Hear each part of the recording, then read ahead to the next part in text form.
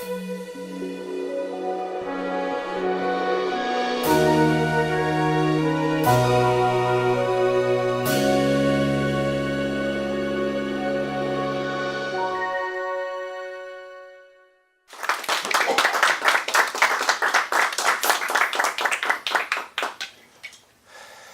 morning.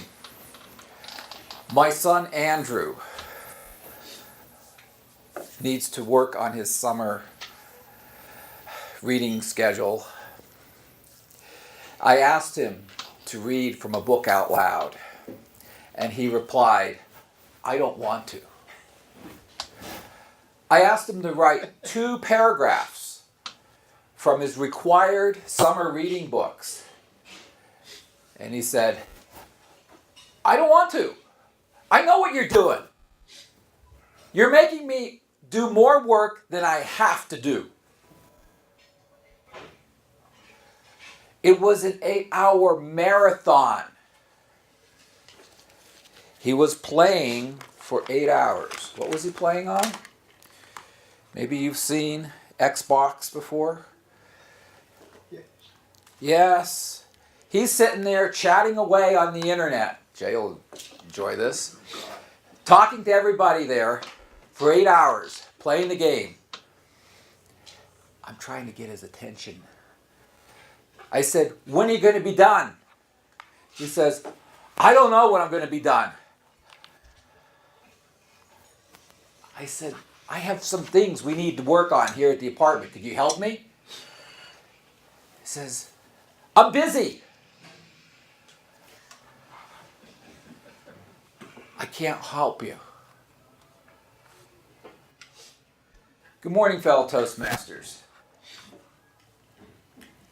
We've all been there. Personally, I feel like I'm the worst person to give a presentation on handling conflict. But I felt for the very same reason this challenge would be good for me.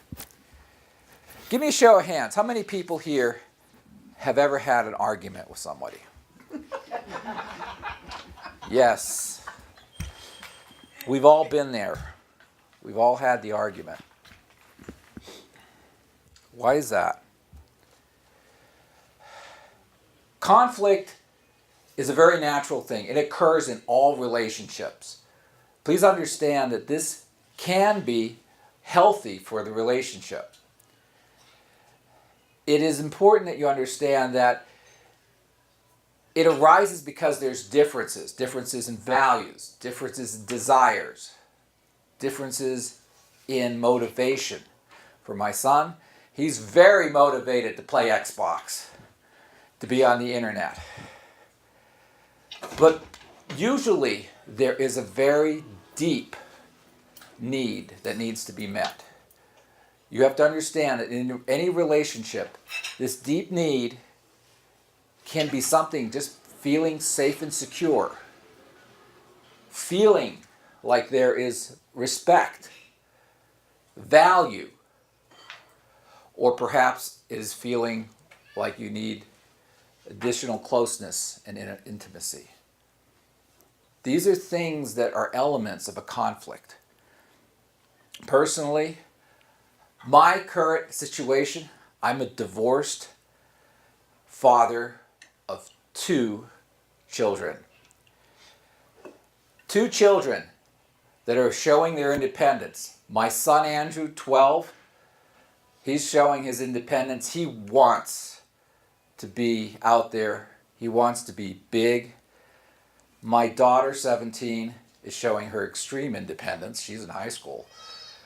And she's very much making her own decisions at this point.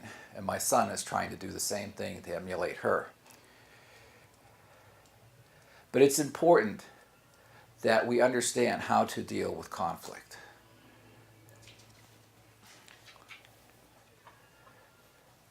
There are 5 major ways to deal with conflict.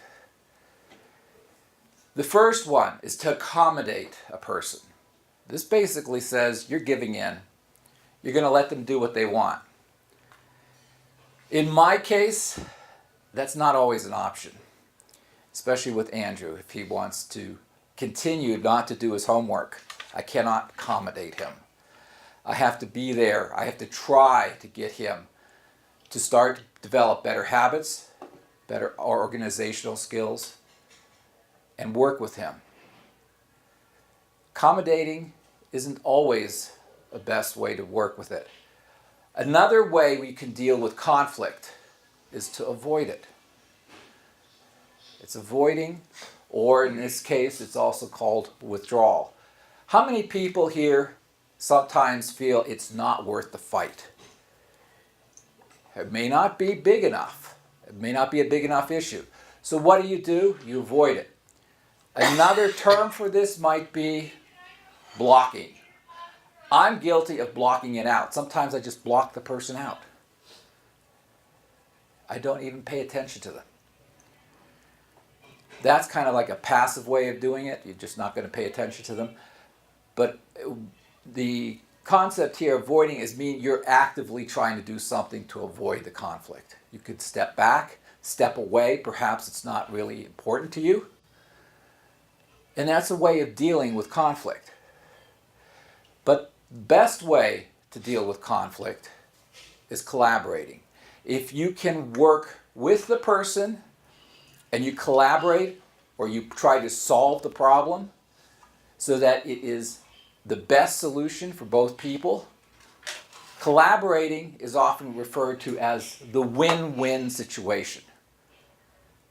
It is the one where both sides win. They solve the problem for their side equally, and they all win. That is kind of like if you were to contrast that with compromising. A compromising deal means that both sides have to give something up. If both sides have to give up something, especially something that's important to them, then they feel like they lost. And compromising is often referred to as a lose-lose situation. If both sides lost something, it's considered to be a lose-lose situation. And the last one here is competing. We're not going to work out our differences. We're just going to compete with each other. Or perhaps it's also called forced or directed. If you compete in a free marketplace, let's say, somebody will win, somebody will lose. It's a forcing of a winner and a loser situation. So in this case, competing is also called a win-lose. There's going to be a winner and a loser. It's not considered to be the best situation. Now, what can we do when we're presented with a conflict? How do you resolve it? There are a couple of tips that you can use to how to resolve it. All right? If you're angry, take a second, step back, cool off. Try to keep yourself calm in any conflict. Address the problem, not the person.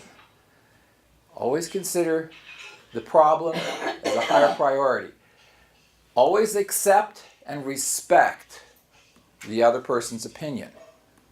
This is key to building trust with the other person. Listen to the person without interrupting them.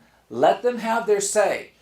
Sometimes just having a person give their opinion is all they want to do. They want to feel heard. Forget the past. Stay in the present. I have seen this happen many times. Many people are always referring to, well, in the past you did this. In the past you said that. Keep the person in the present. Keep yourself there in the present.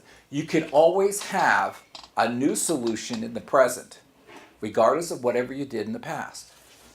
And lastly, thank the person for listening to you. This is important. Again, we're trying to build up trust. Why are we doing that?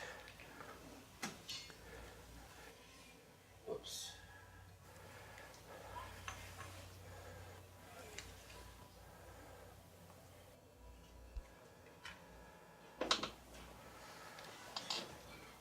Come on. The reason why we're doing that is the relationship is the most important part of the. You want to keep the relationship going.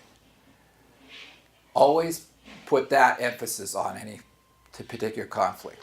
Keep the person there in the relationship, and that's critical.